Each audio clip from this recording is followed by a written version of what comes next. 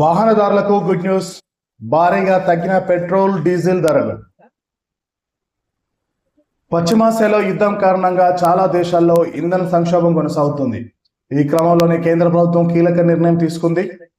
Petrol diesel పై విధిస్తున్న అదనపు excise డ్యూటీని తగ్గిస్తూ నిర్ణయం తీసుకున్నట్లు రాయిటర్స్ సంస్థ వెల్లడించింది.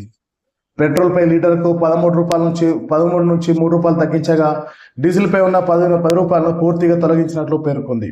ప్రస్తుతం హైదరాబాద్ లో లీటర్ పెట్రోల్ 107 ఉండగా 97కు చేరనుంది. ఇక డీజిల్ ధర లీటర్కు 95 ఉండగా 85కు తగ్గనుంది.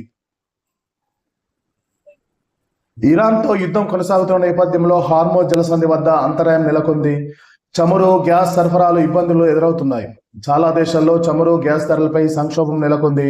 మరోవైపు పెట్రోల్, డీజిల్ ధరలు పెరుగుతుండడం ఆందోళన కలిగిస్తుంది.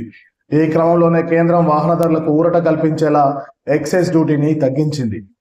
మరోవైపు దేశంలో పెట్రోల్, డీజిల్ కొరతపై భయాందోళన మొదలైంది. పెట్రోల్ బంకుల్లో వాహనదారులు క్యూ కడుతున్నారు. దేశంలో ఇంధన కొరత లేదని, ఎలాంటి ఆందోళన అవసరం లేదని తెలిపింది. 60 రోజులకు సరిపడా పెట్రోల్, డీజిల్ స్టాక్ ఉన్నట్లు చెప్పింది. ఈ మేరకు కేంద్ర పెట్రోలియం మంత్రిత్వ శాఖ గురువారం ఈ విషయాన్ని వెల్లడించింది. దేశంలో ఇంధన కొరతపై అసత్య ప్రచారం జరుగుతుండడంపై కేంద్ర ప్రభుత్వం ఆందోళన వ్యక్తం చేసింది.